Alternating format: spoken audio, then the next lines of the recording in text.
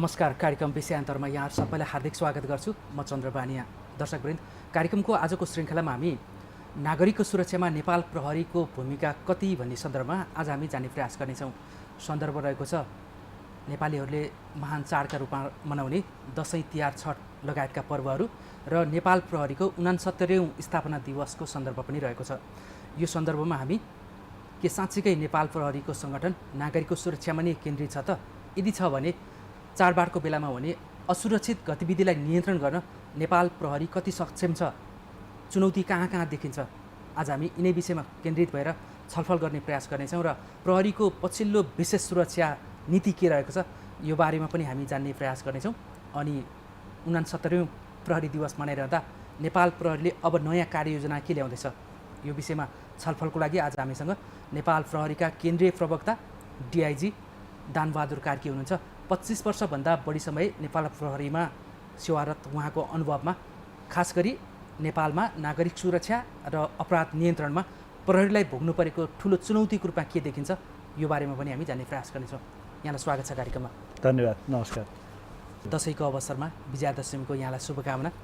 शुभकामना मेरो पनि यहाँहरू र यहाँहरू मार्फत आम नेपाली जनसमुदाय दिदीबहिनी दाजुभाइहरूमा। हजुर, यो ठुलो चाडबाड मनाउने क्रममा जहिले पनि नागरिकमा असुरक्षित भएको महसुस हुन्छ, चाहे उपत्यकाभित्र राजधानी लगायतका, चाहे चाहिँ काम विशेषले बाहिर गएका, खास गरी छिमेकी देश भारतमा गएकाहरू नेपाल फर्कने क्रममा गौँडाहरूमा, नाकाहरूमा असुरक्षित महसुस गर्छन्।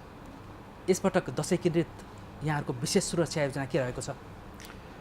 यो अघिल्ला वर्षहरूको तुलनामा यस वर्ष विपद पछाडिको तत्कालको परिस्थिति हो, जहाँ नेपालको भौगोलिक बनोट अनुसार यहाँका सडकहरू पनि अलिकति बिग्रिएका छन्, कतिपय सडक वासआउट पनि भएका छन्, बाढी र पहिरोले गर्दाखेरि क्षतविक्षत पनि छन्।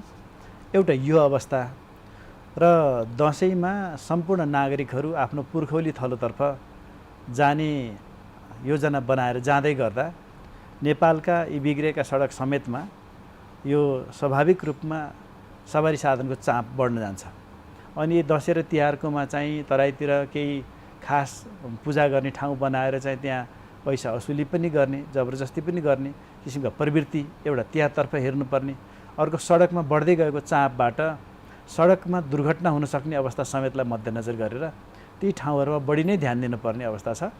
अब यही कुरालाई मध्यनजर गरेर नेपाल प्रहरीले अहिले आफ्नो नेपाल प्रहरीको मात्रै पनि झन्डै 60,000को हाराहारीमा जनशक्तिलाई परिचालन गरेको छ। त्यस्तै अन्य सुरक्षा निकायको पनि त्यस्तै गरी परिचालित छन्। जुन विपद पछाडिको अहिलेको परिस्थिति हो, यसमा सडक बिग्रेको हुनाले ती बिग्रेका सडकहरूलाई सम्बन्धित निकायले बनाउने र त्यसमा प्रहरीले सुरक्षा निकायले सहयोग गर्ने सम्मका कुराहरू छन्। त्यसमा हामी लागिरहेका छौँ।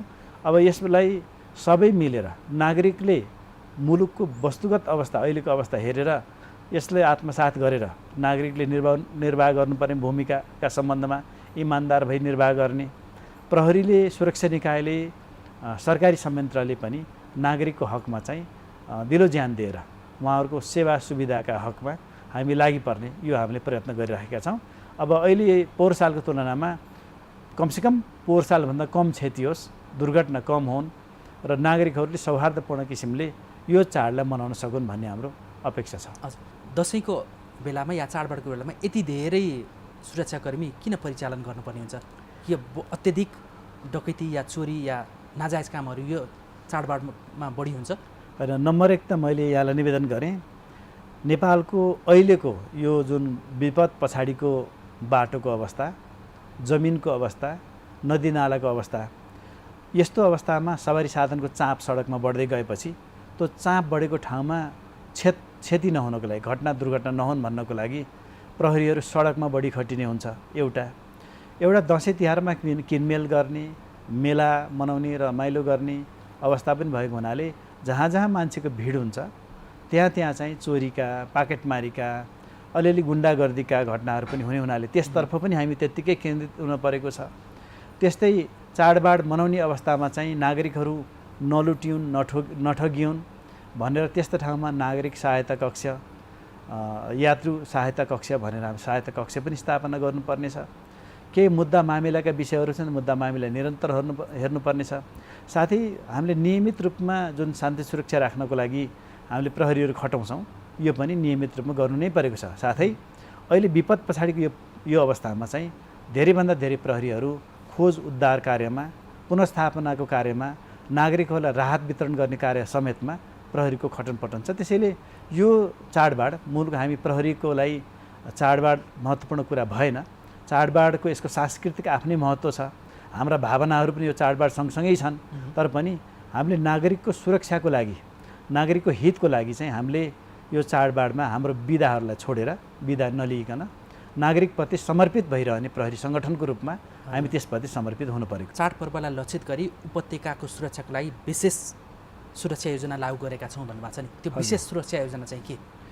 अब यसमा यस्तो हुन्छ, काठमाडौँ जस्ता ठुला सहरहरू जहाँ हामीले अलिकति प्रविधिको पनि सहयोग लिन्छौँ, मूलतः यो चाडबाडमा भिडभाड बढी बढ्ने, सपिङ गर्ने, यात्रुहरूको सङ्ख्या बढ्ने अवस्था हुने हुनाले र यसलाई अलिक तडक भडक, यो अलिक भौतिकवादी समाज भौतिकवादतर्फ उन्मुख भएको देखिएको हुनाले भौतिकवादी समूहमा आफ्नो लाभको लागि अर्कोलाई दुःख पनि दिने, ठगी गर्ने लगायतका क्रियाकलाप हुने सक्ने हुनाले एउटा चाहिँ प्रविधिबाट निरीक्षण गर्ने, सर्भिलेन्स गर्ने, अर्को व्यक्तिगत फिजिकल्ली चाहिँ प्रहरीहरूले युनिफर्म लाएर गस्ती पट्रोल गर्ने, तेस्रो चाहिँ खास ठाउँहरूमा हामीले कोभर्ट रूपमा चाहिँ प्रहरीहरू खटाउने, जसको कारणले हामी कहाँ स्वतः रूपमा प्राप्त हुने सूचना पनि आउन्, स्वतः रूपमा प्राप्त हुन नआएका सूचना आफैले पनि लिन सकौँ भनेर हामीले यसलाई इन्टेलिजेन्स लेड पुलिसिङको रूपमा हामीले यसमा त्यहाँबाट प्राप्त सूचनालाई आधार मानेर त्यो सूचनाको आधारमा सबभन्दा धेरै अपराध हुने क्षेत्रहरू, घटना हुने ठाउँहरू, त ब्ल्याक स्पटहरू त्यस्तो पहिचान पनि गर्ने र त्यस्ता ठाउँहरूमा चाहिँ हाम्रो अलिक बढी केन्द्रीकृत हुने हो। त्यस्तै यो अखाद्य पदार्थहरूको बिक्री वितरण गर्ने, कम गुणस्तरका सामानलाई गुणस्तर हो भनेर ठगी गर्ने, कालो बजारी गर्ने, जमाखोरी गर्ने, चाहिँ यसमा बढी नाफाखोरी गर्ने, त्यस्तोलाई पनि हेर्नुपर्ने छ। सडकमा, राजमार्गहरूमा, लोकमार्गहरूमा भएका होटल रेस्टुरेन्टहरूमा अखाद्य पदार्थ अथवा कमसल गुणस्तरको खाद्य पदार्थ बेचेर नागरिकको स्वास्थ्यमाथि खेलवाड गर्ने अवस्था पनि छ। बजार अनुगमन गर्नलाई सहायक सिडिओको नेतृत्वमा रहने त्यो समितिमा भई काम गर्नु पनि परेको छ। यी सबै अवस्थाहरू र सहरमा रहने अधिकांश नागरिकहरू आफ्नो पुर्खौली थलोतर्फ जाने हुँदा सहरमा खाली भएका घरहरूको पनि सुरक्षा गर्नु छ। त्यस्तै ब्याङ्क वित्तीय संस्थाहरू जहाँ यो बन्द हुन्छन्, सरकारी कार्यालयहरू बन्द हुन्छन्, त्यस्तो अवस्थामा ती सरकारी कार्यालयहरू, बन्द भएका सरकारी कार्यालय, ब्याङ्क वित्तीय संस्थाहरू, आर्थिक कारोबार गर्ने क्षेत्रहरू, ती क्षेत्रको पहिचान गरेर त्यसमा हाम्रो निगरानी गर्नुपर्ने र बदमाश चरित्र भएका व्यक्ति समूहमाथि पनि हामीले निगरानी गरेर परम्परागत रूपमा भएका अपराधका साथसाथै आधुनिक रूपमा हुने अपराधहरूको पनि हेर्नुपर्ने हुनाले त्यसतर्फ चाहिँ हामी त्यो सुरक्षामा यी सबै विषयवस्तुहरू समेटेर तयार गरिएको हुन्छ। प्रत्येक जिल्लाले आफ्नो जिल्लाको समग्र शान्ति सुरक्षाको अवस्था, अपराध घट्न सक्ने सम्भावित अवस्था, नागरिक भिडभाड हुन सक्ने ठाउँहरू, कच्ची बिग्रेका र पक्की सडकहरू र त्यस्तोमा प्रहरी खटाउनु पर्ने अवस्था समेतलाई हेरेर ती जिल्लाहरूले आफ्नो जिल्लाको छुट्टा किसिमको जिल्ला सुरक्षा समितिबाट निर्णय गराएर एउटा सुरक्षा योजना बनाएका हुन्छन् र त्यो अनुसार परिचालित हुने हो। यो सबै यसको चेन अफ कमान्ड चाहिँ केन्द्रले नै गर्छ कि प्रदेशहरूले गर्छ? केन्द्रमा कार्य विभाग भन्ने छ हाम्रो।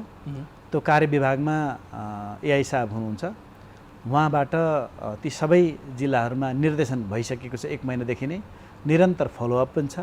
प्रदेशमा प्रदेश प्रमुखहरू हुनुहुन्छ र जिल्लामा जिल्ला प्रमुखहरूले यी सबैलाई कार्यान्वयन गर्ने, रेखदेख गर्ने, निर्देशन र नियन्त्रण गर्ने काम हुन्छ। हजुर, सिडिओको समन्वय त भइहाल्छ होइन? भइहाल्छ। हजुर, यो उपत्यकाको विशेष सुरक्षा योजना अन्तर्गत अहिले यहाँले भनिहाल्नुभयो होइन, त्यस अन्तर्गत चाहिँ कति सुरक्षाकर्मी परिचालित छ? यसमा नेपाल प्रहरी मात्रै हुन्छ कि सशस्त्र र आर्मी समेतको यो समन्वय पनि हुन्छ? उपत्यकामा नेपाल प्रहरीको मात्रै 10,000 प्लसको सङ्ख्या परिचालित हुनेछ, भइराखेको छ। यसमा सशस्त्र प्रहरीको सङ्ख्या पनि थपिएर आउँछ। त्यो गर्दाखेरि हामीले 15-16 हजारको सङ्ख्यामा यो रहन्छ। त्यसका बावजुद पनि विगतका वर्षहरूमा हेर्ने हो भने फाटाफुट्टा प्रहरीको आँखा छलेर जघन्य अपराधका घटनाहरू पनि सार्वजनिक हुन्छन्। यस्तोमा यति ठुलो योजनाबद्ध ढङ्गले प्रहरी परिचालन हुँदा पनि यो अपराधिक क्रियाकलाप चाहिँ किन देखिन्छ समाजमा? यस्तो हुन्छ, अपराधहरू एउटा त बाहिर सार्वजनिक स्थलमा हुन्छ, केही घरभित्र हुन्छन्, केही नितान्त परिवारभित्र पनि हुन्छन्। परिवारभित्रै हुने घटनामा प्रहरी चाहिँ लाठी लिएर उभिने अवस्था हुँदैन। त्यस्तै घरभित्र हुनेमा पनि प्रत्येक घरमा प्रहरी उभिने कुरा पनि होइन। समाजमा हुने अवस्था कमसेकम घरभित्र चाहिँ प्रत्येक मान्छे सभ्य किसिमले आफ्नो व्यवहार गर्छ र पारिवारिक सुसम्बन्ध कायम गरेर काम भइरहन्छ भन्ने हो। जुन सार्वजनिक सुरक्षा भन्नाले सार्वजनिक स्थलहरूमा नागरिकहरू आवागमन गर्ने, उहाँहरूको नियमित दिनचर्याका कामहरू चाहिँ सुचारू गर्ने काममा प्रहरीहरू खट्ने हो। तर यति भन्दै पनि नागरिकहरूको पनि सुरक्षाको मामिलामा उहाँहरूको पनि कर्तव्य हुन्छ। जहाँ जहाँ घटना हुन सक्ने अथवा भइरहेको अवस्था हुन्छ त्यस्ता ठाउँहरूमा प्रहरीलाई सूचना दिएर उहाँहरूले सहयोग गर्न सक्नुहुन्छ शान्ति सुरक्षा कायम गर्ने सवालमा।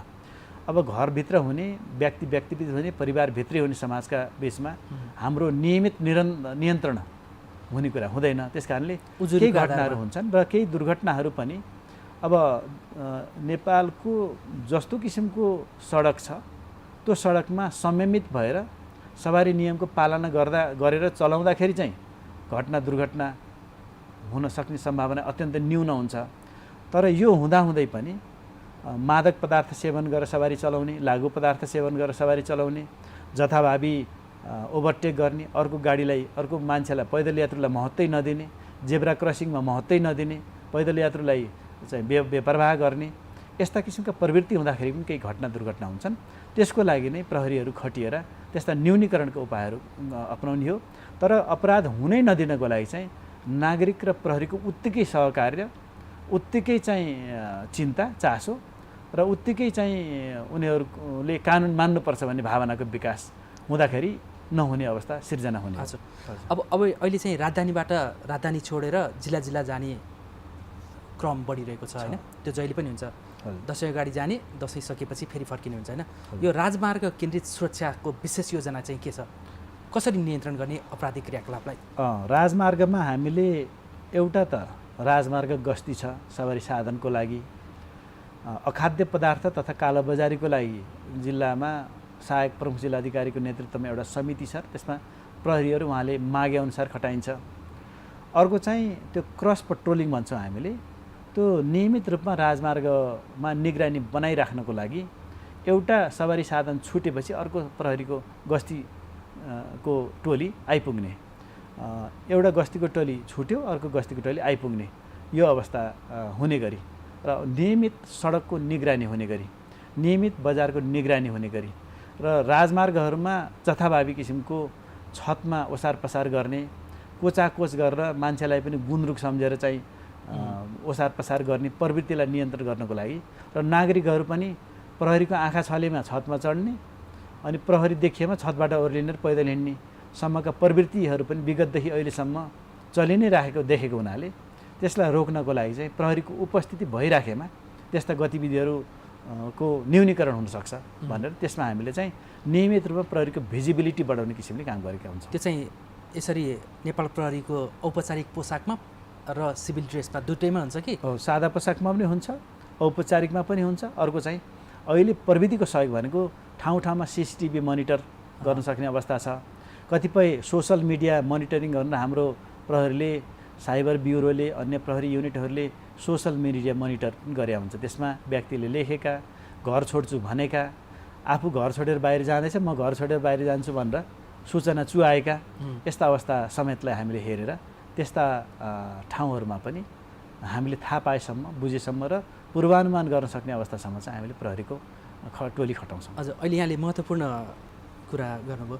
यो सामाजिक सञ्जालमा चाहिँ म कहीँ गएको छु अनि म यहाँ पुगेँ भनेको छ, परिवारसहित यहाँ गएको छ, घरमा कोही छैन भनेर जुन सामाजिक सञ्जालमा फेसबुकमा, इन्स्टाग्राममा होइन अथवा टिकटकमा जे प्रयोग गर्छ त्यसमा राखिन्छ नि, यो चाहिँ सुरक्षाको हिसाबले चुनौती हो, जोखिम पनि हो। अत्यन्त चुनौतीपूर्ण हो। अनि नागरिकले इन्टरनेट प्रयोग गर्ने कुरालाई पैसा तिरेको भन्ठान्ने र सोसल मिडिया, फेसबुक, एक्स भयो, त्यस्तै ट्विटर, इन्स्टाग्राम भयो, अनि विभिन्न सोसल मिडिया छन्, तिनीहरूलाई चाहिँ यो सित्तैमा प्राप्त गरेको भन्ने एउटा भ्रमपूर्ण बुझाइरहेछ।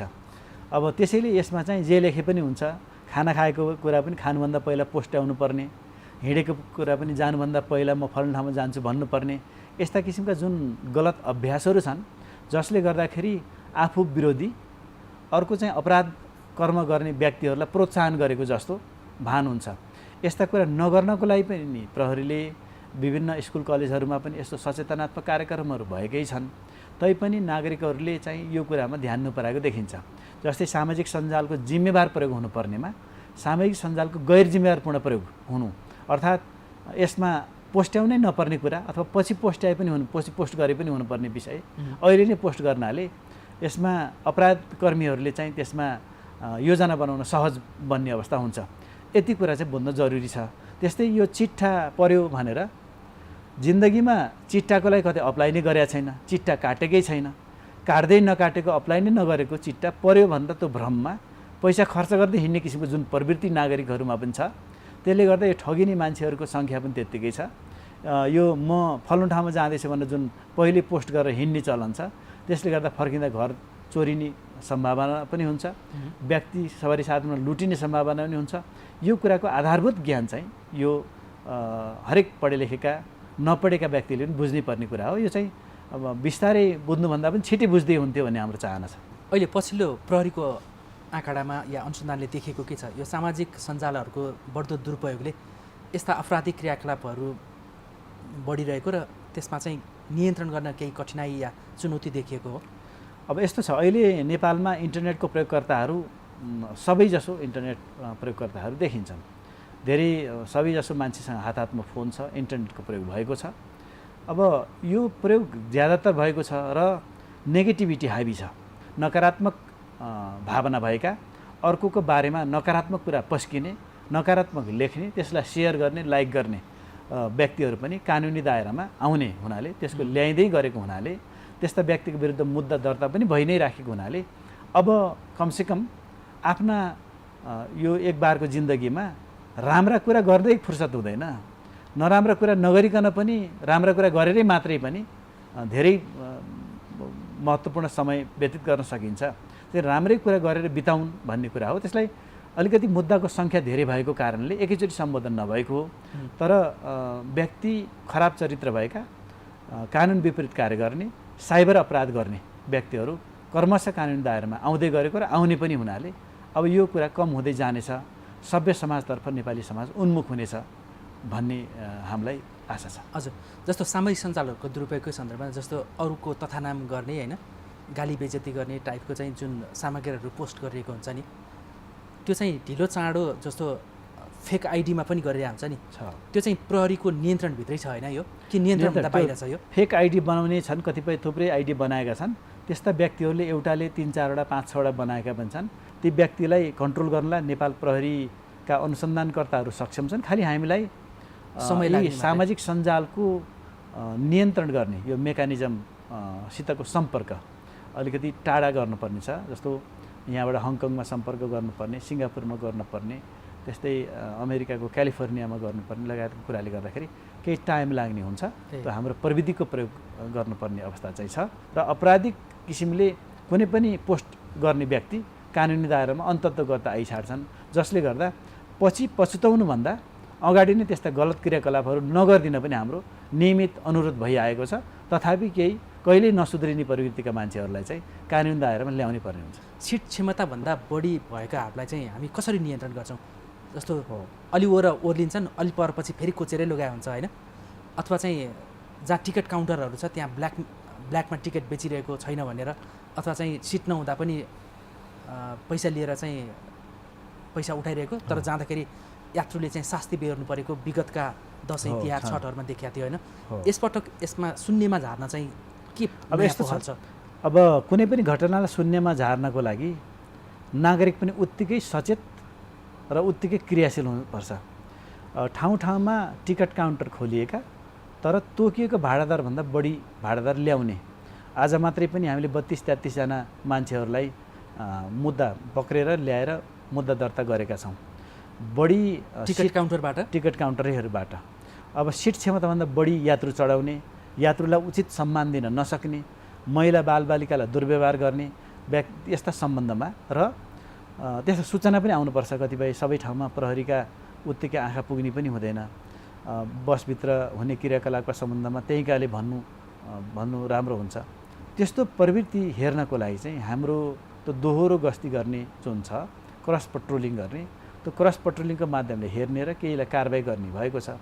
केहीलाई कारबाही सिम्बोलिक रूपमा हामीले कारबाही गरेको ठाउँबाट कारबाही हुन्छ भन्ने सन्देश लिएर सभ्य समाज बनाउन चाहने सबै आम नेपाली दाजुभाइ दिदीबहिनीहरूले यसतर्फ चाहिँ समयमै त्यसको विरोध गर्ने, त्यस्तो प्रवृत्तिलाई हाबी हुन नदिने र आफू छतमा नचढ्ने। त्यो जोखिमपूर्ण यात्रा छतमा त सवारी साधनमा ब्याग मात्रै राख्ने हो त्यो बसहरूमा, त्योभन्दा अरू मान्छे चढाउनु हुँदैन, मान्छेलाई त्यो गुन्द्रुकको शैलीमा चढाउनु मिल्दैन, त्यो कहीँ पनि हुँदैन। यदि पाइएमा के कारबाही हुन्छ? त्यो त कारबाही हुन्छ, त्यसमा एक दिन ल्याएर थुन्नी मात्रै हुन्छ कि त्यसलाई सजायको?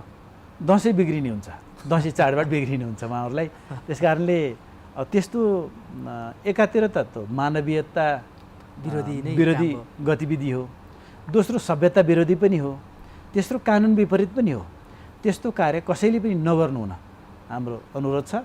पुलिसका सिनियर अफिसरहरूले जो हाकिम लेभलकाले निर्देशन गर्ने क्रम हुन्छ तल्लो तहमा होइन, तर त्यो तल्लो तहमा खटिने जवानहरू चाहिँ कहिलेकाहीँ गाडीका ड्राइभर या सञ्चालकहरूसँग मिलेर यात्रुलाई ठग्नमा केही सहयोगी भूमिका खेलेको भनेर पनि यात्रुहरूले गुनासो गरेको सुनिन्छ कहिलेकाहीँ। र प्रहरीले आफ्नो त्यो तोकिएको मूल दायित्वभन्दा बाहिर गएर अन्य कुनै गलत क्रियाकलाप गरेका छन्, अनुशासन विपरीतका क्रियाकलाप गरेका छन् भने हामी कहाँ कम्प्लेन गर्न सक्नुहुन्छ, सम्बन्धित जिल्लामा 100मा कल गर्न सक्नुहुन्छ, हामीलाई पनि यहाँ सोसल मिडिया मार्फत भन्न पनि सक्नुहुन्छ। त्यसो भन्दाखेरि ती तत्कालै ती सम्बोधन हुनेछन्। हजुर, मैले यो चाहिँ कहाँनिर यहाँको ध्यान आकर्षण गराउन खोजेँ भन्दाखेरि हामीले धेरै अगाडिदेखि एउटा समाचार चाहिँ कहिले पनि नछुटेको जस्तो सीमा क्षेत्रका जो नेपालीहरू हुनुहुन्छ उहाँले चाहिँ भारतबाट आउँदाखेरि या चाहिँ त्यही दैनिक उपभोग्य वस्तुहरू ल्याउँदाखेरि चाहे रक्सोल नाका, चाहे रूपेडिया नाका, चाहे सुदूरपश्चिमतिरको नाकाहरू कुनैमा पनि सामान्य दैनिक उपभोग्य वस्तु ल्याउँदा पनि ठुला व्यापारीहरूलाई केही नगर्ने, तर दैनिक उपभोग्य वस्तु ल्याएकाहरूलाई चाहिँ पुलिसले अलिक दुःख दिएको जस्तो पनि देखियो कि किन यस्तो भएको होला बर्दिवालबाटै भनेर। अब यस्तो छ, दैनिक उपभोग्य वस्तुको नाममा एउटा व्यक्तिले पटक पटक ओसार्ने 5 किलो 2 किलो 3 किलो चिनी ल्याउन पाइने हो उपभोग्य वस्तु, 1-2 किलो चिनी, एउटा चाहिँ कुर्ता सलवार, एउटा चाहिँ प्यान्ट सर्टको कपडा, एउटा टोपी, एउटा जुत्ता, एउटा मोजा होइन, दाल 2-4 किलो दाल, 2-4 किलो चामल, यो चाहिँ उपभोग्य भनेर त्यसमा प्रहरीले कहिले पनि गरेको छैन। तर यही बहानामा त्यही औँलो दिँदा डुडेल ननिल्ने भन्ने हुन्छ नि, यही बहानामा अलिक बढी ल्याउने, 3-3 किलोको दरले 15 चोटि ओहोर गर्ने, त्यसै गरी आफ्नो उपभोग्य सामग्री हो भने 5वटा 10वटा चाहिँ कुर्ता सलवार किनेर ल्याउने किसिमका जुन प्रवृत्ति छ यो दिनेर लिनु जहिले पनि त खिच्चातानी भइरहन्छ नि। त्यसै कारणले मेरो उपभोग्य वस्तु भन्ने कति चाहिँ कसम्मको उपभोग्य हुन्छ। एउटा व्यक्तिलाई एक दिन एक हप्तासम्मको लागि उपभोग्य वस्तु हुनसक्छ, तर त्यसको अलावा महिनौँ दिनको लागि वर्षौँ दिनको लागि व्यापारिक प्रयोजनको लागि मूलत हाम्रो ध्यान भनेको कुनै पनि व्यक्तिले व्यापारिक प्रयोजनका लागि ल्याएको हो भन्नेसम्मको शङ्का गर्नुपर्ने अवस्था भएमा त्यस्तो व्यक्ति भन्सार तिरेर जाने भन्ने हो। अब भन्सार तिरेर जाँदा ठुला साना सबैले त्यो कानुन बमोजिम गर्न नै पाउने हो। भन्सारलाई छलेर व्यापार गर्ने उद्देश्यले, नाफा कमाउने उद्देश्यले गरिने क्रियाकलापलाई हामीले रोक्ने हो, त्यो मुलुकको हितको लागि गर्ने हो। त्यस्ता क्रियाकलापलाई रोकेर सहयोग गर्नुपर्छ मुलुकको लागि। हस्, म छोटो विश्राम दिन्छु, फेरि जोडिन्छु। के अपराधजन्य घटनाहरूलाई नियन्त्रण गर्न नेपाल प्रहरी सफल होला त? हामी जान्ने प्रयास गरेका छौँ। छोटो विश्रामपछि फेरि जोडिनेछौँ।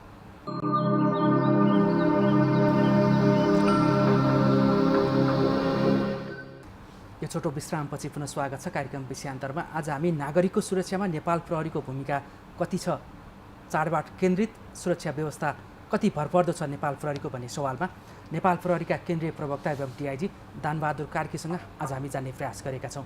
यहाँलाई पुनः स्वागत छ। धन्यवाद। यहाँले ढुक्क साथ हामीले भन्यो नागरिकको लागि, देशको लागि प्रहरी सङ्गठन र प्रहरी बर्दिवालाहरू त्यसकै लागि खटिएका छौँ। हामी दसैँ भन्दैनौँ, तिहार भन्दैनौँ, ठुला चाडबाड भन्दैनौँ, हामी नागरिकसँगै सडकमै हुन्छौँ भन्नुभयो होइन यहाँले। यो उत्साहजनक छ, यहाँहरूलाई हामीले स्याल्युट गर्नैपर्छ। किनभने जुनै पनि विपदमा अग्रमोर्चामा नागरिक सुरक्षाको लागि देखिने भनेको नेपाल प्रहरी नै हो, त्यसपछि मात्रै अन्य सुरक्षा निकाय आउँछ होइन। यो दसैँमा तपाईँहरूले जसरी अहिले नागरिकको सुरक्षाको लागि उपत्यकामा विशेष सुरक्षा योजना, राजमार्गमा, सीमा क्षेत्रमा भनिरहनु भएको छ नि, आफ्नै सुरक्षाकर्मीको दसैँलाई खुसियालीका साथ मनाउनेमा चाहिँ प्रहरीको योजना के छ? अब यस्तो छ, मूलत हामी प्रहरी सेवामा प्रवेश गर्दाखेरि नै यसका अन्तर्वस्तुहरूलाई बुझेरै प्रवेश गरेका हुन्छौँ। यद्यपि नयाँ साथीहरू जो हुनुहुन्छ प्रहरी सेवामा प्रवेश गर्नुभएको, उहाँलाई चाडबाड आउँदाखेरि रमाइला गर्ने अवस्था आउँदाखेरि उहाँलाई आफ्ना गाउँघर समाज परिवारको सम्झनाले अत्याउने अवस्था पनि नहुने होइन। हामी पनि आखिरीमा हामी मान्छे नै हो। त्यस कारणले मान्छे भएको हुनाले मान्छेका स्वाभाविक किसिमका चाहनाहरू प्रहरीका पनि हुन्छन्। अब अहिले यो चाडबाडलाई हामीले के गर्छौँ भने चाडबाडको लागि छुट्टै कुनै व्यवस्था त हुँदैन होइन। हामीले अरू बेलाको मासु खाने खर्च त्यसलाई कटाएर दसैँको लागि साँचेका हुन्छौँ र सामूहिक रूपमा त्यसलाई सँगै सामूहिक रूपमा बसेर खाने, ज्येष्ठ सदस्यबाट टिका थाप्ने, त्यहाँ मनोरञ्जन आफ्नो ड्युटीलाई मिलाएर ड्युटीमा खटिन्छ, ड्युटीभन्दा बाहिरको मान्छे, ड्युटी नपरेको मान्छे समूहमा बसेर केही मनोरञ्जनात्मक क्रियाकलाप गरेका हुन्छौँ। यो सबै युनिटहरूले त्यो गर्नै पर्छ।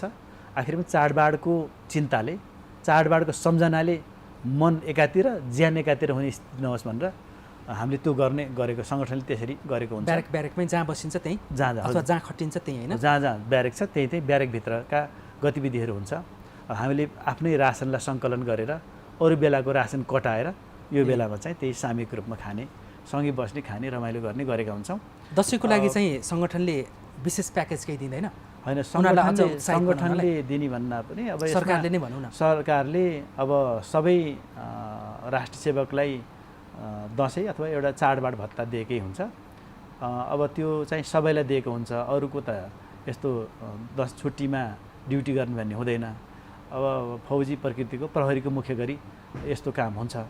यस्तो काम हुने भए हुनाले उनीहरू ड्युटीमै खटिनु पऱ्यो, चाडबाड मान्न नपाउने अवस्था हुनाले हाम्रो मान्छेलाई त्यहाँनिर सङ्गठित रूपमै विचलित नभइकन उत्प्रेरित भएरै काम गर्नलाई राख्नुपर्ने अवस्था हो।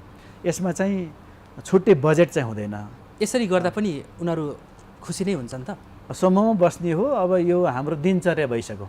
यसलाई हामीले यसलाई अभ्यासमा परिणत गरे हुनाले यसलाई अरूको के भयो भन्नेतर्फ हुँदाखेरि नै हामीले यसरी मनाउँछौँ भन्ने कुरा। हजुर, यहाँकै व्यक्तिगत कुरा गरौँ न। 25 वर्ष बढी यहाँको प्रहरी सङ्गठनमा सेवा रह्यो होइन? हजुर। यहाँको गृह जिल्ला, जन्म जिल्लाको कुरा गर्दा गुल्मी जिल्ला होइन? हजुर। यो 25 वर्षको दौरानमा दसैँ र तिहार मनाउनकै लागि भनेर कतिपटक बिदा बस्नुभयो होला? सायद दुइटै त कहिले मनाइएन यो जागिर अवधिभरि। दसैँ चाहिँ 3-4 चोटि मनाइयो कि 3-4 चोटि जाने मौका मिल्यो। अब त काम त्यस्तै पर्छ। दसैँभरि हाम्रो आफ्ना गतिविधि पनि हुन्छन्। फेरि हाम्रो असोजकै मसान्तमा हाम्रो प्रहरी दिवस पनि पर्छ। यो दिवस मनाउने पनि लगत्तै हुने हुनाले त्यसको तयारी पनि हुन्छ। त्यस कारणले हामीले यो आफ्नो जिम्मेवारी बोध गरेर पनि बिदा मागिहाल्ने भन्ने अवस्था हुँदैन। हजुर, भनेपछि यसपटक पनि तपाईँको दसैँ चाहिँ काठमाडौँमै अफिसमै हुनुभयो? अफिसमै हुन्छ। अघिल्ला दसैँ या चाडबाड केन्द्रितलाई हेर्दाखेरि बढी चाहिँ सवारी दुर्घटनामा ज्यान गुमाएको देखिन्छ। जस्तै 600 देखि 800 को सङ्ख्यामा सडक दुर्घटना भइरहेको र हरेक दसैँको क्रममा सडक दुर्घटनाकै कारण चाहिँ 100 बढीले ज्यान गुमाएको देखिन्छ। विगतका वर्षको दुर्घटना यो वर्षमा नदोहोरिउन् भन्नेतर्फ त्यो सडक सुरक्षा र सवारी सुरक्षामा के हाम्रो फरक योजना के छ? मूलतः नागरिक आफै चाहिँ अलिकति जागरुक हुनुपर्छ, त्यो सवारी चालक आफै। त्यसमा चाहिँ 3-4वटा कमजोरी हुन्छन् यो दसैँ तिहार जस्ता चाडबाडमा। दसैँ तिहार चाडबाडमा मनोरञ्जनको नाममा यो भौतिकवादले अलिकति बढी पेलान दिएर मनोरञ्जनको नाममा मादक पदार्थ सेवन गरेर सवारी साधन चलाउने, लागु पदार्थको सेवन गरेर सवारी साधन चलाउने, यहाँनिर अनि त्यो जब मादक पदार्थ लागु पदार्थ सेवन गरेर सवारी साधन चलाउँछ उसको जजमेन्ट ठिक हुँदैन, जजमेन्ट इम्पेयर्ड हुन्छ।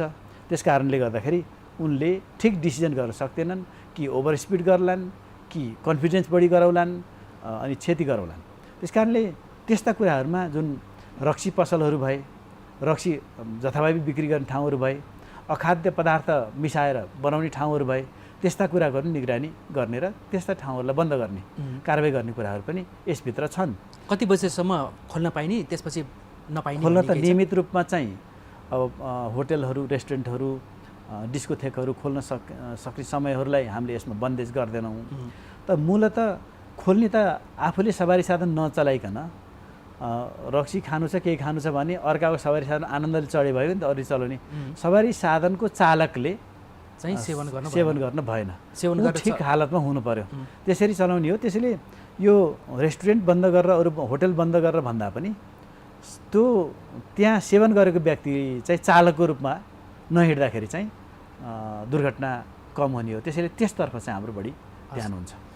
नेपाल प्रहरीमा अहिले तत्कालै आजकै दिनमा कमसेकम 635वटा सवारी साधन चाहिनेवाला छ, भर्खरै चाहिएको छ। अलरेडी हामी सर्टेजमा छौँ 600 भन्दा बढी पेट्रोल गर्नको लागि, दैनन्दिन गस्ती गर्नको लागि, गस्ती पेट्रोल गर्ने, निगरानी गर्ने, नागरिकको सुरक्षाको लागि।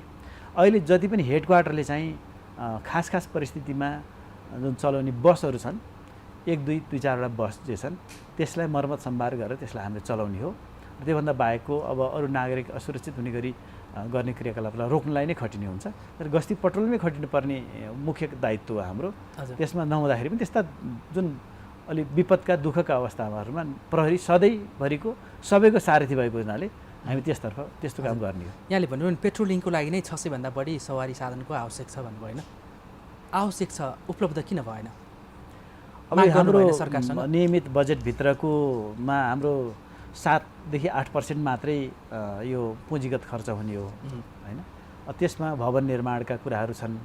अब द्वन्द्वमा ध्वस्त भएका भवनहरूको पुनर्निर्माणको कुरा छ। सवारी साधनहरू प्रहरीको त 24 घण्टा गस्ती गर्ने सवारी साधन एउटा व्यक्तिले चलाए जस्तो पनि हुँदैन, अलिक चाँडो बिग्रिने पनि हुन्छ। यो सवारी साधनहरूको अभाव छ। यसलाई नियमित रूपमा को बजेटले किन्दाखेरि पुग्दैन। नपुगेका कारणले चाहिँ बजेट कम भयो, वार्षिक बजेटै कम भयो होइन? त्यो जम्मा 7 देखि 8% हाम्रो पुँजीगत खर्च हुने हो। त्यसमा भवन निर्माणमा धेरै खर्च हुन्छ, सवारी साधन एकदम कम हुन्छ। यो अपराध नियन्त्रणको लागि तपाईँहरू चाडबाड केन्द्रित मात्रै 60,000 भन्नुहुन्छ, अघि पछि त तपाईँहरू 1 लाख आसपासमा प्रहरी छ, त्यो सबै नै परिचालितै अवस्था छैन। जम्मा 79,000 छ स्वीकृत दरबन्दी। हजुर, 4,000 3-4,000 चाहिँ जहिले पनि सर्टेज हुन्छ। 3 करोड जनतामा 79,000 प्रहरीले नागरिकको सुरक्षा प्रदान गर्न सक्छ त? अब यस्तो छ, अब युएनले हिसाबले पनि तोकेको दर भनेको 300 भन्दा कम छ होइन युएनको दर। हाम्रै 15औँ योजनामा पनि 200 प्लस मान्छे 200 प्लस मान्छे बराबर 1 प्रहरी भन्ने छ। तर हामीले ठाउँमा हेरिकन कुनै ठाउँमा 400 जनाले एउटा प्रहरीले हेर्नुपर्ने छ, कुनै ठाउँमा चाहिँ 450 जनालाई हेर्नुपर्ने छ। यस्तो अलिकति प्रेसर चाहिँ छ। यो प्रेसर चाहिँ फेरि हाम्रो तोकिएको शान्ति सुरक्षा बाहेक हामीले अब भाइटल इन्स्टलेसनहरूको सुरक्षा गर्ने पनि छ, विकास निर्माणका काममा सघाउने पनि छ। हाम्रो अरू दायित्व पनि छन्, अनुसन्धान गर्ने अरू निकायहरूमा पनि हाम्रो त्यत्तिकै खटिएको छ। सङ्ख्या अलि अपुग चाहिँ हो। अब त्यस्तै अहिले माग चाहिँ हामी कहाँ झन्डै 31,000को सङ्ख्यामा विभिन्न ठाउँबाट विभिन्न जिल्लाबाट जनशक्तिको माग भएको छ। झन्डै 1100 जति प्रहरी चौकीहरूको माग भएको छ। अब ती चौकीहरूको परिपूर्ति हुँदाखेरि चाहिँ हुने हो। अहिले चाहिँ जति पनि छ त्यो स्वीकृत दरबन्दीबाट चुँडेर अस्थायी प्रहरी चौकी गरेर हामीले गरिराखेका छौँ। अब यो सङ्ख्या चाहिँ अब यसलाई 2 किसिमले हेर्न सकिन्छ। एउटा चाहिँ प्रविधिको सहायता लिन सकेमा यो जनशक्तिलाई प्रविधिले अलिकति म्यानेज गर्न सक्छ। प्रविधि पर्याप्त नहुँदासम्म फेरि जनशक्तिले हेर्नुपर्ने हुन्छ। त्यसैले अब हामीले प्रविधि भन्नाले अनुसन्धानमा प्रविधिको प्रयोग, अपराध नियन्त्रणमा प्रविधिको प्रयोग। जस्तै ठाउँमा सिसिटिभीले मोनिटर गर्यो भने अनुसन्धान गर्न सहज हुन्छ, धेरै मान्छे खटिन परेन। सिसिटिभीले मोनिटर गरेर घटना दुर्घटनामा चाहिँ विवाद गरिरहेको मान्छेलाई सिसिटिभी देखाएपछि त तस्बिर आफै बोल्छ अथवा भिडियो आफै बोल्छ। त्यस कारणले त्यहाँ विवादका कुराहरू छिटो निरूपण गर्न सम्भव हुन्छ। चोरी चकारीका घटनाहरू पनि जताततै सिसिटिभी मोनिटर गर्ने अवस्था छ भने, सर्भिलेन्स क्यामेराहरू छन् भने त्यसलाई पनि गर्न सकिन्छ। त्यस्तै चाहिँ ट्राफिक नियमलाई पनि ओभर स्पिड गरेमा, ओभरटेक गरेमा, जथाभावी पार्किङ गरेमा, सवारी नियम उल्लङ्घन गरेमा, लेन डिसिप्लिन मेन्टेन नगरेमा त्यसलाई क्यामेराले फोटो खिच्छ अनि हाम्रो कन्ट्रोल रुममा आउँछ। सिधै उहाँलाई जरिमाना तोकेर घर पठाइदिए भइगयो होइन। खाम जरिमाना तिर्नु पर्यो समयमा। जरिमाना समयमा नतिरेमा विदेशमा जस्तो जरिमाना बढ्दै जान्छ। बढ्दै जाने कुराले फेरि उहाँको इन्स्योरेन्सको प्रिमियम बढ्छ। इन्स्योरेन्स गरे मान्छे भए जागिर खानेलाई यस्तो बदमास गरिराख्ने रिपिटेडली सवारी नियम उल्लङ्घन। यहाँ नेपालमा त 1 चोटि होइन, 2 चोटि होइन, 3 चोटि, 4 चोटि, 5 चोटि एउटै व्यक्तिले सवारी नियम उल्लङ्घन गरेर देखिन्छ। त्यस्तो उल्लङ्घन गरिराख्ने नागरिक त विदेशमा भए प्रिमियम बढ्थ्यो, जागिरमा समस्या हुन्थ्यो, लोन लिनेमा समस्या हुन्थ्यो, घर जग्गा किन्नेमा समस्या हुन्थ्यो। त्यसरी नागरिक त कानुनले आफै अटोमेटेड रूपमा नियन्त्रित हुन सक्थ्यो। त्यसो गर्दाखेरि हाम्रो पनि त्यो पद्धति भइदिएमा सडकमा ट्राफिक जुन हात हल्लाएर जुन ट्राफिक म्यानेज गरे हुन्छ हात हल्लाउने ठाउँमा चाहिँ त्यो ट्राफिक लाइटले म्यानेज गर्छ, थोरै प्रहरी बसी भयो। त्यसैले प्रहरी प्रविधिको प्रयोग व्यापक बनाउँदा प्रहरी कमले पनि पुग्छ, प्रविधिको प्रयोग अलिक कम हुँदाखेरि प्रहरी जनशक्ति बढ्छ। त्यसैले हामी दुईटै कुरामा सामञ्जस्यता ल्याउन सकेमा हामीलाई सजिलो हुन्छ। राष्ट्रिय अन्तर्राष्ट्रिय तालिम प्राप्तले पनि हाम्रो नेपाल प्रहरीको चाहिँ छवि राम्रो छ अनुसन्धानमा भनिन्छ होइन। तर जहिले पनि चोरी डकैती र अपराधका घटनाक्रम अगाडि हुने, प्रहरीको अनुसन्धान चाहिँ पछाडि हुने, किन यस्तो हुन्छ? अपराधको पछाडि प्रहरी यस्तो हो, संसारको कुनै पनि त्यस्तो मुलुक छैन जहाँ प्रत्येक व्यक्तिको पछाडि अथवा प्रत्येक घरमा प्रहरी राखियोस्, त्यो त हुँदैन। अपराध चोरी हुने अथवा अपराध हुने जस्तो चितवनको घटना हेर्नुहोस्, इन्स्योरेन्सको दाबी गर्नको लागि आफ्नो पसलमा आफै चोरी गर्यो होइन। अब ब्याङ्कमा पनि त्यसै गरी घटना घटाउने, अब यस्ता किसिमका गतिविधिहरू पनि आधुनिक समाजमा यो जुन भौतिकवादी समाज बन्या हुनाले त्यस्ता घटना भइराखेका हुन्छन्। त्यसैले यसलाई त प्रविधिले ल्याउँछ नि त, प्रविधिको कुरा गरिराखेको त्यही भएर।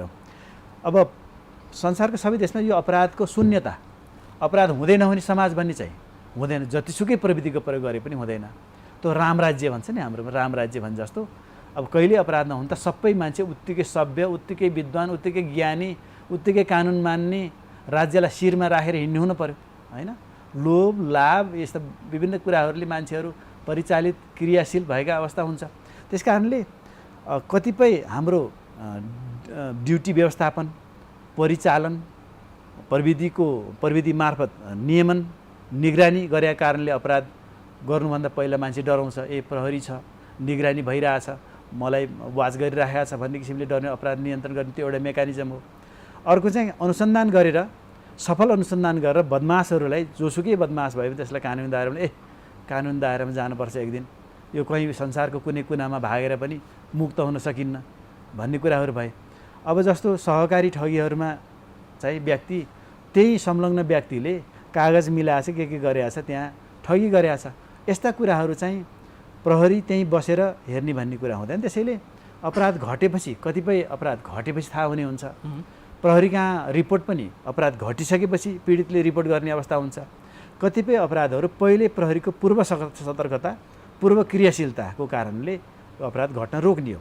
संसारमा यो कुरा यहाँलाई पनि थाहा छ कि संसारमा कुनै पनि मुलुक छैन जहाँ अपराध हुँदै नभएको होस्। अपराध चाहिँ मान्छे भएका ठाउँमा, बरु प्राणी मात्रै भएको ठाउँमा एउटा नियमित रूपमा जे गर्नुपर्ने त्यही गर्ने होला, मान्छे भएको ठाउँमा अपराध भएको छ। अब त्यस कारणले मान्छेलाई नै सबभन्दा निगरानी गर्नुपर्ने अहिलेको चुनौती हो। त्यस कारणले यो जुन विकासोन्मुख देशमा चाहिँ छिटो धनी हुने, अनि राम्ररी बस्ने, अलिकति रमाइलो गर्ने, मोज मस्ती गर्ने भन्ने कुरा अलिक बढी हाबी भएको देखिँदा तेस्रो वर्ल्ड भन्छ नि, तेस्रो विश्वमा यस्तामा अलिकति बढी अपराधिक क्रियाकलाप भएको र यो त प्रथम विश्वमा पनि छ। हस्, यो पनि क्लियरै भयो। अब अलिकति यो विपदको कुरा गरौँ न। विपदमा जुन अघिल्लो विपद छ 10, 11, 12को, हजुर, त्यसमा अब 200 भन्दा बढीले त ज्यान गुमाए, 246 को होइन। अब अर्बौँको क्षति भएको छ, अब सडक विच्छेदै भएको छ होइन। त्यसपछिको त्यो उद्धार र राहतमा यो गृह मन्त्रालय र प्रहरी सङ्गठन बिचको केही समन्वयको कहीँ ग्याप भएको हो? होइन, त्यस्तो केही ग्याप छैन। यस्तो हुन्छ, यसलाई के गरी बुझ्दा सहज हुन्छ भने हरेक दुर्घटना हुँदा अथवा अझ डिजास्टर हुँदाखेरि, विपदका अवस्थामा सबैतिर विपद आइराखेको हुन्छ। कहीँ बाढी हुन्छ, कहीँ पहिरो हुन्छ, कहीँ चेपुवा हुन्छ, कहीँ मिसिङ हुन्छ, कहीँ ह्यू एन्ड क्राई हुन्छ। यी सबै अवस्थामा एकैचोटि सबै ठाउँमा परिचालित हुनुपर्ने हुन्छ। एउटै व्यक्ति एउटाभन्दा बढी ठाउँमा परिचालित पनि हुनुपर्ने हुन्छ। एकैचोटि सबै ठाउँमा सबैजना मिलेर एकैचोटि सम्बोधन गर्न सक्ने अवस्था हुँदैन। त्यस कारणले यसमा चाहिँ जो जहाँ छ त्यहीँबाट जाने हो। त्यसैले प्रहरी मात्रै आएपछि विपदमा उद्धार गर्ने भन्ने होइन। विपदमा उद्धार गर्न जो नजिकै छ उसले उद्धार गर्ने हो। त्यसपछि प्रहरी पनि आउँछ र यसमा एउटा संस्थागत रूपमा सङ्गठित भएर सामूहिक रूपले गर्ने काम चाहिँ प्रहरीले गर्ने हो। तर उद्धारको काम त प्रहरी आउला र उद्धार गरौँला भनेर होइन कि जो जसले उद्धार गर्न आफ्नो क्षमताले भ्याउँछ त्यसले गर्ने हो। त्यसैले मन्त्रालयले संयोजन गरेका छ। हाम्रोमा पनि विपद व्यवस्थापन प्राधिकरणै छ होइन, प्राधिकरण त सरकारको छ। प्रहरीभित्र चाहिँ विपद व्यवस्थापन विभाग एउटा महाशाखा छ, एसएसपीको कमान्डमा रहन्छ। त्यो महाशाखा एक ठाउँमा छ, तर विपद त महाशाखा भएको ठाउँ मात्रै आउँदैन। काठमाडौँमा महाशाखा छ, विपद त काभ्रेमा सबभन्दा धेरै आएछ, धादिङमा आएछ, काठमाडौँमा आएछ, ललितपुरमा आएछ। ठुला 5वटा विपद भएका के अरे जिल्लाहरू भन्यो भने काभ्रे 1 नम्बरमा छ, दोस्रो ललितपुरमा छ, तेस्रो धादिङ छ, चौथो काठमाडौँमा छ, 5औँ सिन्धुपाल्चोक छ। अब यसरी एकै ठाउँमा विपद भएको ठाउँमा सबै ठाउँमा प्रहरी दौड्दै दौड्दै जाँदा टाइम लाग्ने हुन्छ। फेरि विपदमा सवारी साधन नचल्ने अवस्था सिर्जना हुन्छ, विपदमा व्यक्ति हिँडेरै गएर रेस्पोन्ड गर्नुपर्ने अवस्था आउँछ। त्यस्तोमा चाहिँ जो नजिक छ सबभन्दा पहिला आफै हुन्छ विपदमा उद्धारकर्ता, त्यसपछि जो नजिक छ त्यही हुन्छ, परिवारको सदस्य होस् अथवा छिमेकी होस्, त्यसपछि नजिकको प्रहरी अलि बढी यसको सञ्जाल व्यापक भएको हुनाले प्रहरी हुन्छ, त्यसपछि अन्य सुरक्षा निकायहरू त्यसै गरी आउने हो। त्यसैले यो भनेपछि समन्वयमा चुकेको छैन, समन्वय भइराखेको छ, नियमित भइराखेको हुन्छ। तर विपदको अवस्था यस्तो हो कि अहिले यहीँ विपद भइहाल्यो भने तपाईँ एकातिर कुद्नुहुन्छ, अब यो सबैतिर म प्रहरी भएको कारणले सबै कुना गाउँसम्म एकचोटि भ्याउँदैन नि, त्यस कारणले यस्ता अवस्था चाहिँ हुन्छ। हस्, अब अलिकति यो 69औँ प्रहरी दिवसको कुरा गरौँ न। तपाईँहरूले यसपटक यो दिवस मनाइरहँदा प्रहरीले नयाँ कार्ययोजना नागरिकको लागि र सङ्गठनभित्रकै प्रहरीको अलि हँसिलो मुहार पार्नको लागि चाहिँ के योजना आउँदैछ? अब अहिले विगतमा जस्तो प्रहरी सेवामा मात्रै प्रवेश गर्ने भन्ने अवस्था छैन। अहिले सेवाको विविधीकरण पनि भएको छ। एउटा मान्छेले सरकारी सेवा मात्रै खाने भन्ने हुन्थ्यो पहिला, अहिले चाहिँ सरकारी, गैर सरकारी, स्वदेशमा विदेशमा सबैतिर मान्छेहरू आफ्नो सेवा दिनलाई, आफ्नो श्रम बेच्नको लागि अथवा त्यहाँ चाहिँ आफ्ना सिप क्षमता बेच्नको लागि जान तयार भएकै छन्। यो अवस्थामा हामी कहाँ भएको मौजुदा जनशक्तिलाई उत्प्रेरित बनाएर उसको नागरिकको सेवामा खटौनी गराउनको लागि हामीले हाम्रा प्रहरी कर्मचारीहरूको नम्बर 1 त उसको सेवाका सुविधाका कुराहरूमै ध्यान दिनुपर्ने हुन्छ। सेवाको सुविधाभित्र चाहिँ ऊ कमसेकम ऊ एउटा उसको बस्ने भवन होस्, उसले खाने मेस होस्, सुत्ने ब्यारेक होस्, कार्यालय ब्यारेक होस्, त्यस्तै शौच आदि गर्ने व्यवस्था होस्। एउटा त्यसमा हामीले ध्यान दिइराखेका छौँ। त्यसको प्राथमिकताका आधारमा कहाँ छ त्यसलाई सम्बोधन गर्नको लागि जीर्ण भएका भवनको चाहिँ मर्मत सम्भार गर्ने, नयाँ भवनहरूको निर्माण कार्य गर्ने। निर्माण कार्य हाम्रो बजेट नभए वैदेशिक सहायता अथवा के हुन्छ त्यसमार्फत पनि मन्त्रालयको संयोजकत्वमा काम गर्ने एउटा त्यतातर्फ छ। दोस्रो प्रहरीका साधनहरू, प्रहरीका स्केलका साधनहरू सबैलाई समयमै दिने। हिमाली भागमा बस्नेलाई के चाहिने हो त्यो, पहाडी भागमा बस्ने, तराई भागमा बस्नेलाई के चाहिने हो त्यो, उसलाई अनुसन्धानका साधनहरू पनि यथाशक्य छिटो र सहज पहुँचको आधारमा दिने, उसलाई पहुँच हुन सक्ने बनाउने। तेस्रो उसलाई बिदा, अब अहिले यस्तो क्रिटिकल समयमा त हामी दिन्नौँ, तर उसलाई योभन्दा बाहेक अलिक सहजकालमा बिदाको पनि हेरिदिने। बिदै नपाइकन त यो पनि मसिन होइन, सक्दैन नि, मसिन पनि थाक्छ। मान्छेको त मन हुन्छ, त्यस कारणले मन भएको मान्छेको चिन्तन पनि हुन्छ, सोचाइ पनि हुन्छ, भावना पनि हुन्छ। यो भावना भएको मान्छे पुलिस हुन्छ। त्यस कारणले उसलाई पनि घर जाने व्यवस्था पनि गर्न पर्यो, त्यो छुट्टी पनि दिनु पर्यो, परिवारसँगको मिलनको अवस्था पनि गर्न पर्यो। त्यस्तै उसको मूल कुरा चाहिँ अब परिवारसँग मिलन, त्यसपछि उसको सन्तानको सुरक्षा, शिक्षाको सुरक्षा, स्वास्थ्यको, उसैको आफ्नै स्वास्थ्यको सुरक्षा। स्वास्थ्य हाम्रो हस्पिटलमा स्वास्थ्य सुविधाहरू यो सोच हो कि कार्ययोजना आउँदैछ? अहिले जस्तो हाम्रो कल्याण कोष मार्फत हामी प्रहरीहरूले आफ्नो विदेशबाट गएकाहरूले काटेको तलबबाट, आफ्ना कल्याण कोषका विभिन्न क्रियाकलापबाट सङ्कलन भएको पैसाबाट हाम्रो अस्पतालमा उनीहरूको सेवा हुन्छ, निःशुल्क सेवा प्राप्त गर्छन्, स्वास्थ्य उपचार हुन्छ। उनीहरूलाई शिक्षाको लागि चाहिँ हाम्रा स्कुलहरूमा शिक्षाको सुविधायुक्त शिक्षा प्रदान गरिन्छ, छात्रवृत्तिको व्यवस्था पनि गरेका छौँ। त्यसमा कल्याणकारी कार्यक्रमहरू, मृत्यु भएमा के गर्ने, बच्चा पढाउँदाखेरि बिहेबारी गर्दा खर्च नहुँदाखेरि सहुलियत रूपमा ऋण प्राप्त गर्ने सम्मका हामीले व्यवस्था कल्याणकारी योजना अन्तर्गत गरेका छौँ। साथै त्यो लागु हुन्छ अब के त्यो लागु भइरहेको छ। अब बहालवाला मात्रै होइन, नयाँ चाहिँ के आउँदैछ भनेर म भन्छु, बहालवाला तथा बहालवालाका आश्रित परिवारलाई स्वास्थ्य उपचार छ। अब पूर्व भइसकेका हाम्रो प्रहरीमा जागिर खाएर रिटायर भइसकेका र उहाँका परिवार समेतलाई पनि यसै वर्षदेखि हामीले चाहिँ निःशुल्क स्वास्थ्य उपचार गरेका छौँ, ताकि पूर्व हुँदाखेरि पनि नेपाल प्रहरीले हेर्छ भन्ने किसिमको हामी कहाँ पर्याप्त बजेट भएर होइन, हामी कहाँ भावना भएर पहिला पूर्वलाई स्वास्थ्य उपचारको सेवा थिएन। पहिला स्वास्थ्य उपचार पूर्व कर्मचारीलाई थियो, परिवारजनहरूलाई थिएन। अब यो चाहिँ हामीले पूर्व प्रहरी कर्मचारी र उहाँका आश्रित परिवार सबैलाई निःशुल्क स्वास्थ्य उपचार यसै वर्षको सुरुवातदेखि हामी त्यो गरेका छौँ। अब अहिले चाहिँ आधुनिकीकरण गर्ने, प्रविधिको सहयोग लिने, भवनहरू बनाउने, ब्यारेकीय प्रणालीलाई विस्तार गर्ने, अन्तर्वार्ता कक्षहरू बनाउने र काम गर्दाखेरि चाहिँ प्रत्येकले कार्य सम्पादन मूल्याङ्कनको आधारमा नियमित एउटा सरुवा मापदण्ड गराएर सरुवा गर्ने, बढुवाका आधारहरू स्थापित गरेर बढुवा समयमा गर्ने लगायतका कुराहरू चाहिँ हामीले स्थापित गर्न खोजिरहेका छौँ। त्यो भइ पनि राखेको छ, जसबाट हाम्रा प्रहरी कर्मचारीहरू उत्प्रेरित भएर आफ्नो काममा दिलो ज्यान दिएर सङ्गठनमा भरोसा गरेर यसमै काम गर्ने, दत्तचित्त दिएर काम गर्नेछन् भन्ने तपाईँको विश्वास भयो। तर अहिले पछिल्लो समय र तथ्याङ्कलाई हेर्ने हो भने प्रहरी जवानहरू या प्रहरी अफिसरहरूमै आकर्षणभन्दा विकर्षण छ र नयाँ जागिर खाना आउने भन्दा चाहिँ छोड्ने क्रम बढी छ। प्रहरीको चाहिँ अफिसर छोडेर विदेश पलायन भएको, अमेरिका क्यानाडा गएको छन् भनेर दुःखद समाचारहरू हामीले पढ्नु पर्यो कि यो अवस्था नआउन र टिकाइरहन चाहिँ त्यस्तै चाहिँ होइन। अब यहाँ त जागिर छोड्न त एकदमै विशिष्ट श्रेणीमा भएका सरहरूले पनि जागिर छोडेर विदेश गएकै देखिन्छ, प्रहरीलाई मात्र किन भन्नु होइन। प्रहरी सेवामा भएको मान्छे, प्रहरी सेवामा भएको जवान आफ्नो रिटायरमेन्ट, आफ्नो नियमित रूपको अवकाशपछि उसले नेपाल प्रहरीमा रहँदा बस्दा प्राप्त गरेको ज्ञान, सिप, क्षमता को भरपुर उपयोग गर्दै विदेशमा पनि यो छनौटमा परेको छ र विदेशमा पनि चाहिँ उत्तिकै आकर्षण छ, उसलाई विदेशमा पनि त्यत्तिकै डिमान्ड छ भने नेपाल प्रहरीले उत्पादन गरेको सिपयुक्त व्यक्ति नेपाल प्रहरीमा योगदान गरिसकेपछि उसको पारिवारिक जीवनयापन भरण पोषणको लागि अझ राम्रो सुखमय जीवनको लालसाले उसले आफ्नो नेपाल प्रहरीमा को योगदान पश्चात ऊ बाहिर पनि सेलेबल छ भने त यो त चिन्ताको विषय होइन नि।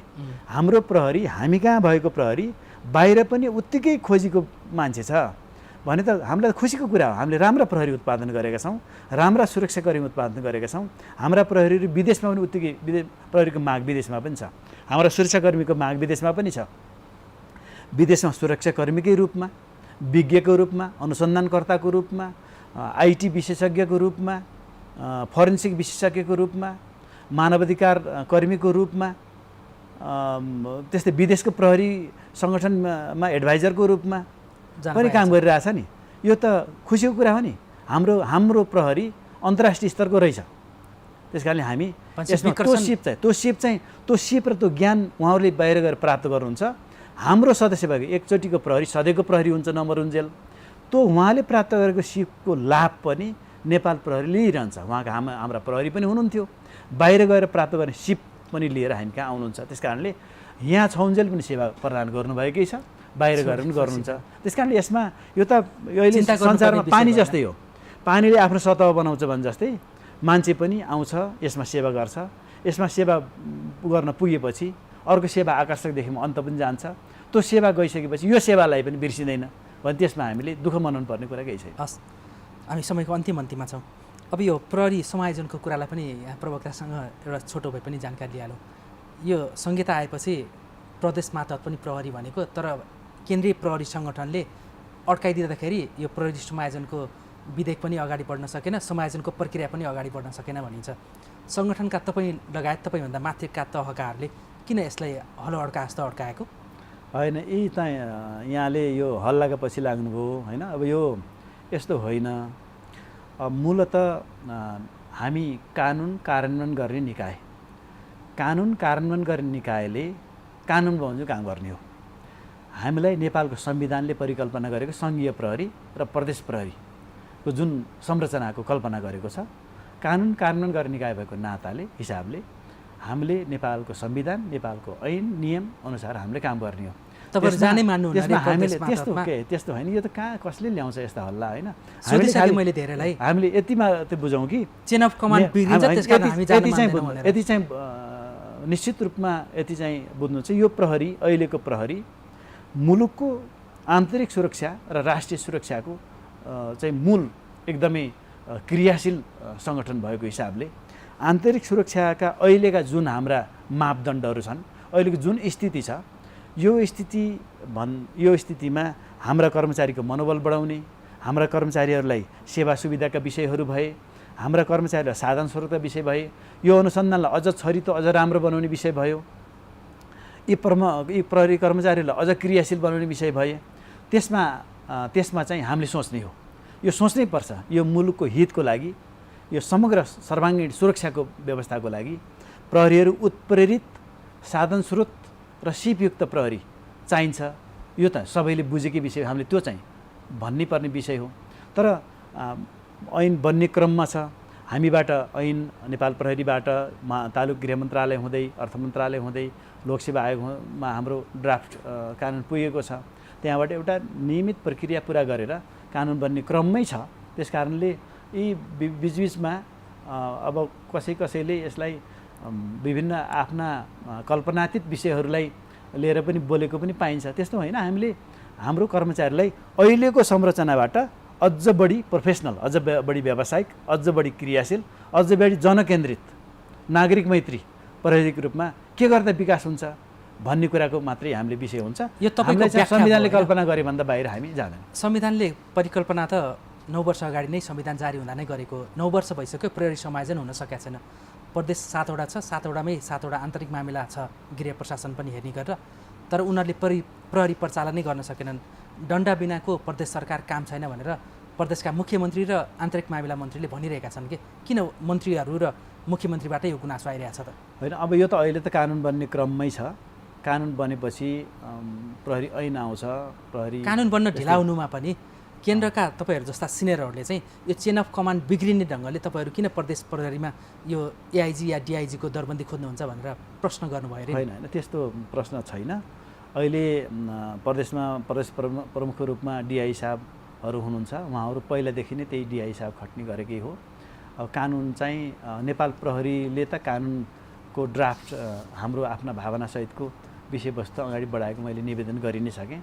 यति निवेदन गरिसकेपछि अब कसले के भन्छ, कहाँ के कुरा हुन्छ, कसले के सोच्छ भन्नेतर्फ त हामी जाँदैनौँ नि। कहिलेसम्म हुन्छ प्रहरी हो, कहिलेसम्म हुन्छ होला प्रहरी समायोजन? यस्तो छ, त्यो त सरकारको विषयवस्तु भयो, दलहरूको सहमति, त्यसमा चाहिँ संसदको विषय भयो। त संसदको र सरकारको विषयवस्तुमा त म एउटा प्रहरी सदस्यको कुरा हुने कुरा भएन। त्यो उतातिरको विषयवस्तु हो, त्यहाँबाट सम्पन्न हुने विषय भयो। छिटै समायोजन होस् होइन?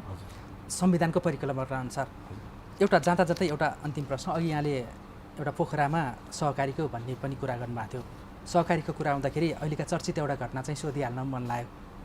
केन्द्रीय प्रहरी प्रवक्ताबाट के जवाफ पाउँछ भन्ने एउटा नागरिकको अपेक्षा पनि हो। सहकारी प्रकरणमा संसदीय विशेष छानबिन समितिको सूर्य थापा सभापतिको भएको त्यो टिमले जुन प्रतिवेदन पेश गर्यो, त्यो प्रतिवेदनपछि सहकारीको त्यो गोर्खा मिडियामा आएकाहरूलाई केही पक्राउ परे, केहीलाई निगरानीमा छन्, केही फरारै छन् होइन? पूर्व गृहमन्त्री समेत रहेका रवि लामेछानेलाई प्रहरीले पक्राउ गर्छ कि गर्दैन, या प्रहरीले किन निगरानी मात्रै गरेको होला भनेर पनि प्रश्न गर्छन्। यसमा यहाँको कुनै जवाब? अब अहिले यस्तो छ, यो सहकारी होस् वा अन्य कुनै पनि विषय होस्, कुनै पनि मुद्दा होस्, यो मुद्दाका सन्दर्भमा त्यसको अनुसन्धान अधिकृत हुन्छ। अनुसन्धान अधिकृतले तथ्य सङ्कलन गर्छ, तथ्यलाई वैज्ञानिक रूपले पुष्टि गर्छ, त्यसलाई वैज्ञानिक परीक्षण गर्ने ठाउँमा पठाउँछ र पुष्टि भएर आउँछ। त्यो तथ्यका आधारमा, अब आधुनिक समाजमा अहिले त तथ्यको आधारमा, कथ्यको आधारमा होइन, कथनीको आधारमा होइन, तथ्यको आधारमा, फ्याक्टको आधारमा कानुन बमोजिम अहिले चाहिँ वैज्ञानिक परीक्षण गरेर, हामी सधैँ त्यही भन्छौँ नि। अब त्यत्तिकै गऱ्यो भने पुरुषले यत्तिकै गर्यो भन्छ होइन? यत्तिकै गर्नु त अहिलेको पहिलाको जस्तो होइन नि त। अहिले त्यसैले कथ्य होइन, तथ्यको आधारमा वैज्ञानिक परीक्षण पनि गरेर त्यसमा चाहिँ अनुसन्धानकर्ताले ती तथ्य सङ्कलन गरिसकेपछि जहाँ त्यो अनुसन्धानको डोरी, अनुसन्धानको एरो जता जता जान्छ त्यता त्यताका मान्छे ल्याउने, बुझ्ने, अनुसन्धान गर्ने, तथ्य सङ्कलन गर्ने र जहाँ जो पर्छ त्यसमा आउने कुरा हो। त्यसैले अब यो न त कसैले हतार गरेर हुन्छ होइन? अनुसन्धानकर्ताले जुन दिन तथ्य प्राप्त गर्छ, जुन दिन त्यसको वैज्ञानिक परीक्षण गर्छ, त्यतिखेर चाहिँ कानुनी दायरामा आउने विषय भएको हुनाले त्यो अनुसन्धानकर्तालाई चाहिँ कसैको इच्छाले यसै गरे हुन्थ्यो अथवा उसै गरे हुन्थ्यो भन्नुभन्दा पनि उहाँले अब यी तथ्यहरू पुगे, यी तथ्यले चाहिँ व्यक्तिलाई अभियोजन गर्छ भन्ने हुँदाखेरि चाहिँ लाने हो हामी। किनभने यसमा प्रहरीले अनुसन्धान गर्ने हो। तर जस्टिस एडमिनिस्ट्रेसनभित्र प्रहरी एउटा अङ्ग मात्रै हो। एउटा प्रहरी हो, अर्को सरकारी वकिल हो, अर्को न्यायालय हो, अर्को सङ्घित व्यक्ति हो, अर्को उहाँको डिफेन्डिङ लयर हो। त्यहाँनिर आउँदाखेरि पनि अनुसन्धान चाहिँ शङ्कारहित किसिमले गर्नुपर्छ भन्ने किसिमले गर्दाखेरि पनि त्यसले तथ्यहरू सङ्कलन गर्ने, वैज्ञानिक पुष्टि गर्ने र त्यसमा क्वेसन हुने अवस्थालाई हेर्ने र अनुसन्धान गर्दै गएर मिसिल तयार हुँदै गर्छ। त्यसपछि मान्छे आउन पर्ने भए आउँछ। सूर्य थापाको प्रतिवेदन, त्यो समितिको प्रतिवेदन कथ्यमा आधारित हो कि तथ्यमा आधारित हो? त्यो त संसदबाट गठन भएको भयो, संसदीय समिति हो। संसदीय समितिले उहाँले आफ्नो प्रतिवेदन दिनुभएको छ। त्यो प्रतिवेदनलाई अब अनुसन्धानकर्ताको विषयवस्तु, त्यो चाहिँ अब अनुसन्धानकर्ताको विषयवस्तु छ। त्यहाँ आएका विषयवस्तुलाई अनुसन्धानकर्ताले हेर्छ, कानुनको कसीमा हेर्छ, कानुनी कुराहरू हेर्छ। त्यसमा सरकारी वकिल हुनुहुन्छ, न्यायालय हुन्छ, सरकारी वकिलसँगको नियमित सम्पर्क समन्वयबाट ती विषयवस्तुहरू चाहिँ अब अनुसन्धानका विषयवस्तु भन्छ। रवि लामिछानेको केसमा चाहिँ प्रहरीको अनुसन्धान पक्राउको नजिक पुगेको हो? होइन, अहिले यस्तो नजिक पुग्यो कस्तो भने यो सवारी साधनमा हिँड्दाखेरि गुगल म्यापमा राखेर अब नजिक पुगेँ वा टाढा पुगेँ भन्ने यस्तो हुँदैन अनुसन्धान। अनुसन्धान त कुनै दिन फ्याक्ट आइदिन्छ, फ्याक्टै हुन्छ। फ्याक्ट नआउँदासम्म चाहिँ अनुसन्धान चलिरहन्छ। छविलाल जोशी त फ्याट्ट पक्राउ पऱ्यो नि, त्यही केसमा थियो, त्यही सिफारिस थियो सूर्य थापा कमिटीको। त्यो अनुसन्धानकर्ताले त्योसम्मको परिस्थिति देख्यो होला यहाँनिर, त्यसरी गर्ने हो। त्यो अनुसन्धानकर्ताले गरेको कुराको मिसिल चाहिँ मैले पनि हेर्दिनँ। त्यो अनुसन्धानकर्ता अभियोजनकर्ता बसेर गर्ने विषयवस्तु चाहिँ त्यो मिसिल न मैले हेर्छु न मैले माग्छु।